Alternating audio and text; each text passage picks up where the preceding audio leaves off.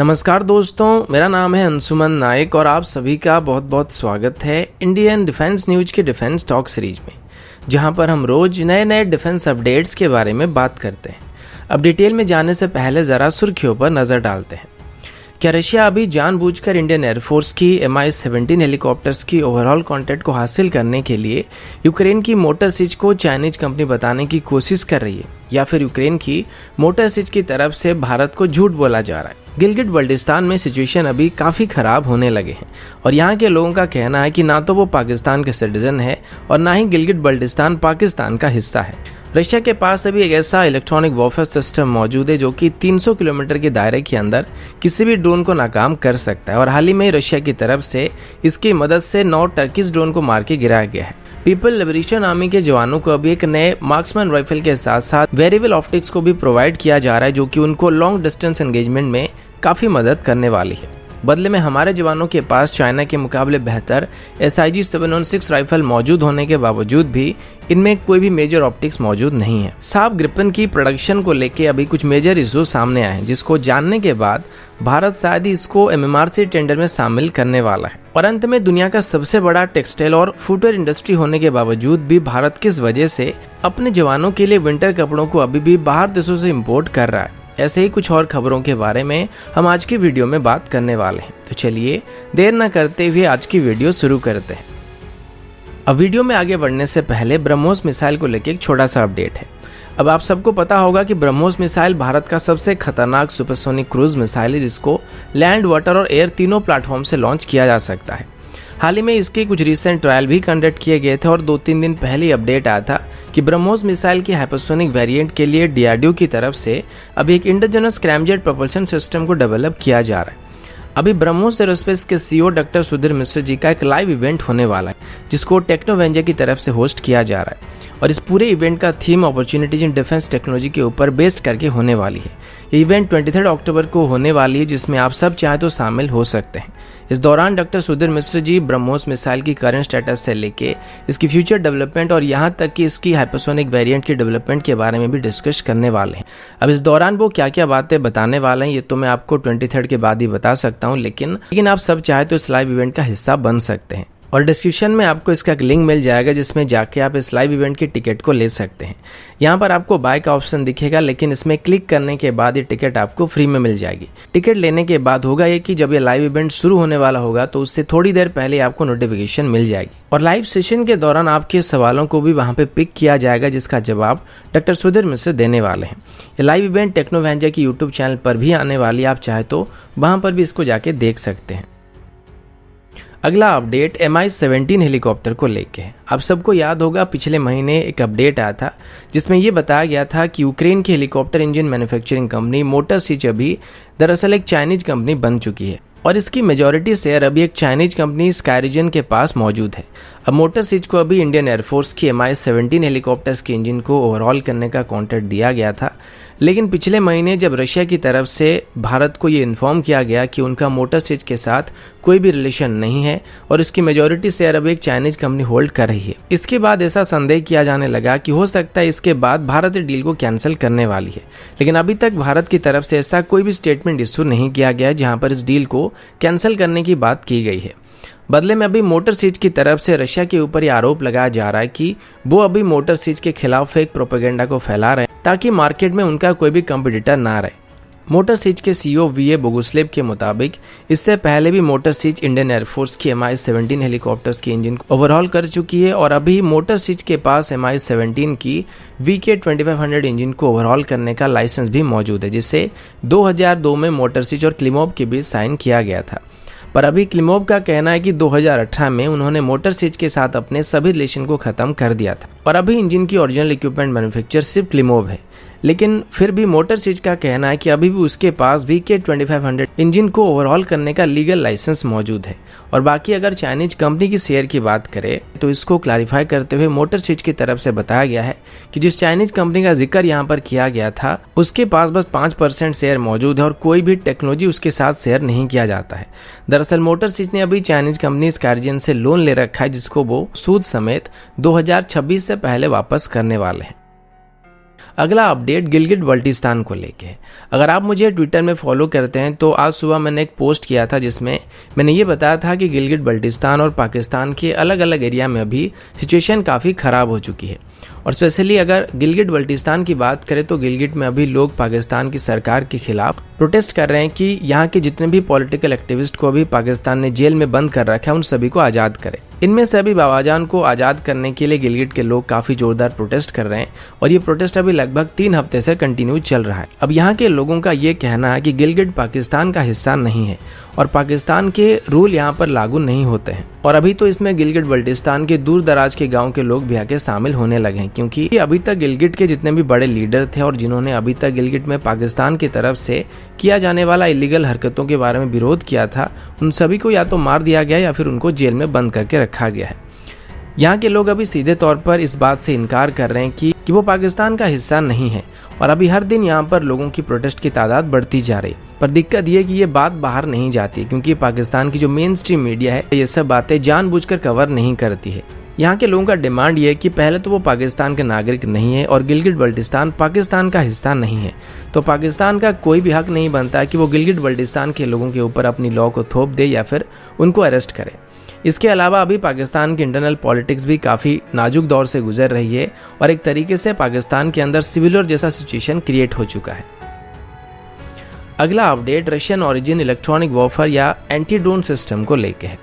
Russian media की report के मुताबिक रशिया की तरफ से अभी आर्मेनिया के बॉर्डर के पास लगभग 9 टर्किश ओरिजिन बैरक्टर TB2 ड्रोन्स को मार के गिराया गया है। रशियन मीडिया के मुताबिक ये ड्रोन्स टर्की की तरफ से अजरबैजान को सपोर्ट करने के लिए डिप्लॉय किया गया था, लेकिन ये जहां पर डिप्लॉयड थे ये रशिया की मिलिट्री बेस के काफ़ी करीब था, जिस वजह से रशिया की तरफ से इस रीजन में ऑपरेट करने वाले सभी टर्किश ओरिजिन ड्रोन को मार के गिराया गया था। इन ड्रोन्स को मार के गिराने के लिए रशिया की तरफ से अपनी क्रसुका 4 सिस्टम का इस्तेमाल किया गया था। क्रसुका 4 सिस्टम की बात करें तो ये रशिया का सबसे एडवांस इलेक्ट्रॉनिक वॉरफेयर सिस्टम है जिसको रशिया पहले भी सीरिया में डिप्लॉय कर चुकी है और टेस्ट कर चुकी है और इसकी मदद से किसी भी बदमाश ड्रोन के इलेक्ट्रॉनिक सिस्टम को डीएक्टिवेट किया जा सकता है। क्रसुका 4 एक ट्रक माउंटेड सिस्टम है जो कि ड्रोन्स या यूएवी के साथ साथ दुश्मन की तरफ से लॉन्च किए गए किसी भी एंटी रडार ऑपरेशन को भी रोक सकता है। इसकी रेंज भी काफ़ी ज़्यादा है जो कि 300 किलोमीटर तक बताया जाता है। ऐसे में ये अभी यूनाइटेड स्टेट के लिए काफ़ी खतरा बनने वाला है क्योंकि कुछ रिपोर्ट के मुताबिक सीरिया में इसने यूनाइटेड स्टेट के सिक्योर कम्युनिकेशन नेटवर्क को भी जैम कर दिया था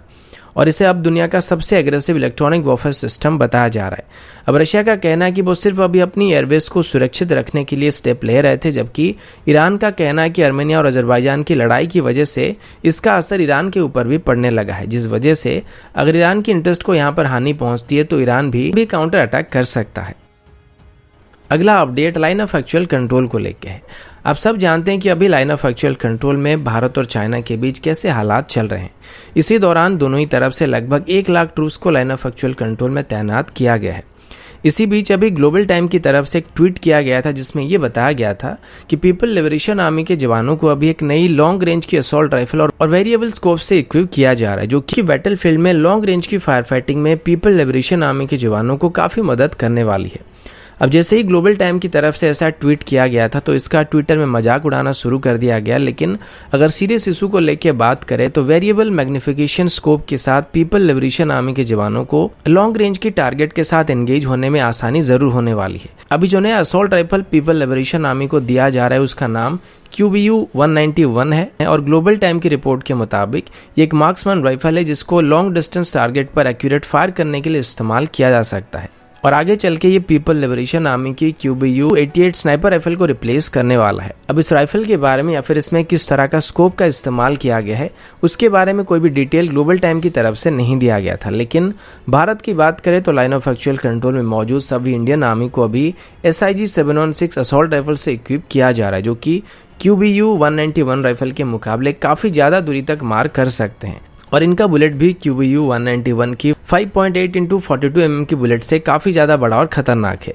और इफेक्टिवली 600 मीटर से भी ज़्यादा दूरी के टारगेट्स को एक ही बार में डाउन कर सकता है, जबकि चाइनीज ओरिजिन QBU-191 की इफेक्टिव रेंज 300 से 400 मीटर तक ही सीमित है। लेकिन यहाँ पर स्कोप्स होने की वजह से चाइनीज सोल्जर्स को एम करने में काफ़ी आसानी होने वाली है, जबकि भले ही हमारे जवानों के पास SIG 716 असॉल्ट राइफल मौजूद होगा जो कि चाइना की राइफल के मुकाबले लगभग 2 गुना ज़्यादा दूरी तक मार कर सकता है और ज़्यादा खतरनाक भी है, लेकिन आयरन साइड में 600 मीटर के टारगेट के ऊपर निशाना लगाना लगभग इम्पॉसिबल है और यहाँ तक कि 300 मीटर की दूरी से भी आयरन साइड की मदद से सही निशाना लगाना काफ़ी मुश्किल है। इस वजह से अभी भारत को भी इसके बारे में थोड़ा सोचना चाहिए और जितने भी SIG 716 असॉल्ट राइफल को अभी खरीदे जा रहे हैं उनमें कम से कम नाइट विजन के साथ साथ 4x मैग्निफिकेशन स्कोप को इंटीग्रेट करने पर विचार किया जाना चाहिए। बाकी अगर लॉन्ग रेंज स्नाइपिंग की बात करें तो उसके लिए कोई चिंता करने की बात नहीं है, क्योंकि लाइन ऑफ एक्चुअल कंट्रोल में अभी इंडियन आर्मी की तरफ से M95 और साको TGT जैसे मॉडर्न स्नाइपर राइफल को तैनात किया गया है जो कि 1500 मीटर से लेकर 1800 मीटर के टारगेट तक इजीली एंगेज हो सकते हैं। अगला अपडेट साब ग्रिपेन की तरफ से है। ये बात आप सब जानते हैं कि साब ग्रिपेन अभी भारत के MMRC टेंडर में पार्टिसिपेट कर रहा है और कुछ दिन पहले ही साब की तरफ से भारत में इसकी कंप्लीट मैन्युफैक्चरिंग यूनिट को सेटअप करने के साथ साथ इसकी पूरी की पूरी टेक्नोलॉजी को भारत के साथ शेयर करने की बात की गई थी। लेकिन अभी कुछ ऐसे रिपोर्ट सामने आई जिसके मुताबिक साब अभी ग्रिपेन की प्रोडक्शन को लेकर कुछ मेजर इशू का सामना कर रही है और ये बात आप सब जानते हैं कि ग्रिपेन के जो मेजर पार्ट्स और सब सिस्टम हैं उन सभी को साब अकेले मैन्युफैक्चर नहीं करता है और ना ही ये सब सिस्टम स्वीडिश ऑरिजिन्स हैं। इसकी कुछ मेजर सब सिस्टम्स की बात करें तो उनको लगभग 7 अलग अलग कंट्री से इंपोर्ट किया जाता है। बाकी माइनर सब सिस्टम की बात अभी रहने देते हैं।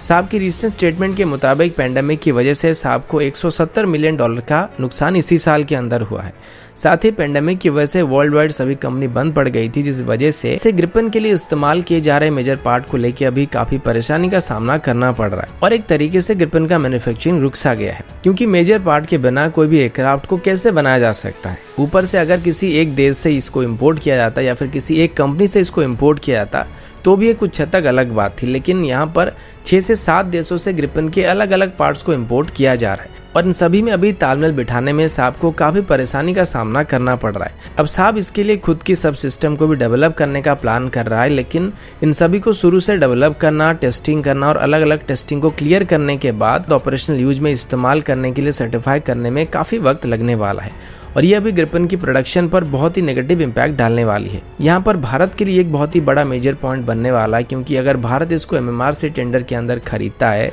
तो साब भले ही भारत में इसको मैन्युफैक्चर करने के लिए राजी हो जाता है, तब भी इसकी मेजर पार्ट को बाहर से इंपोर्ट करना पड़ेगा। ऐसे में अगर किसी एक भी पार्ट का सप्लाई चेन बंद पड़ जाता है तो ग्रिपेन का पूरा प्रोडक्शन लाइन बंद हो सकता है। अगला अपडेट इंडियन आर्मी की तरफ से है। आप सभी को मैंने कल बताया था इंडियन आर्मी के लिए अभी United state made winter jacket को प्रोवाइड किया जा रहा है और अभी ऐसे करीब 45,000 जैकेट के लिए ऑर्डर को प्लेस किया गया था। लेकिन सवाल यह है कि इनको बाहर से इंपोर्ट क्यों किया जा रहा है। 1984 से भारत रेगुलर बेसिस पर अपने जवानों को सियाचिन में डिप्लॉय करता आ रहा है और उनके लिए भी रेगुलर बेसिस पर विंटर कपड़ों की ज़रूरत पड़ती है, लेकिन अभी तक भारत इनको अलग अलग फॉरेन कंट्री जैसे कि United state, European countries, Canada या फिर ऑस्ट्रेलिया से इंपोर्ट करता आ रहा है। इसके बारे में पूछे गए एक सवाल का जवाब देते हुए इंडियन आर्मी के vice chief lieutenant general Saini ने बताया कि भारत में अभी इसका कोई भी इंडिजिनस सोल्यूशन मौजूद नहीं है और भारत में 17,000 फीट से ज़्यादा ऊंचाई में ऑपरेट करने लायक और सियाचिन में ऑपरेट करने लायक स्पेशल क्लॉथिंग और माउंटेनिंग इक्विपमेंट नहीं बनते हैं। दुनिया का सबसे बड़ा टेक्सटाइल और फुटवेयर इंडस्ट्री भारत में मौजूद होने के बाद भी हम -20 डिग्री से कम टेम्परेचर में ऑपरेट करने लायक down jacket, insulated trousers, gloves, caps और ट्रिपल लाइन के स्नो बूट्स को मैन्युफैक्चर नहीं कर पा रहे हैं, जिस वजह से मजबूरन इनको बाहर से इंपोर्ट करना पड़ रहा है। इससे पहले भी ऑर्डिनेंस फैक्ट्री बोर्ड की तरफ से इनको आर्मी को सप्लाई करने की कोशिश की गई थी, लेकिन ऑर्डिनेंस फैक्ट्री बोर्ड की तरफ से जिन मटेरियल को डिलीवर किया गया था उनकी क्वालिटी काफी खराब थी, जिस वजह से इनको बाहर से इंपोर्ट करना पड़ रहा है। अभी हमारी डिफेंस मिनिस्ट्री और ऑर्डिनेंस फैक्ट्री बोर्ड के बीच एक और कोलैबोरेटिव ऑफर को किया जा रहा है, लेकिन इसका अभी तक कोई भी खास रिजल्ट देखने को नहीं मिल रहा है। तो दोस्तों, अभी के लिए इतना ही। मिलता हूँ आपसे अगले वीडियो में, तब तक के लिए जय हिंद, वंदे मातरम।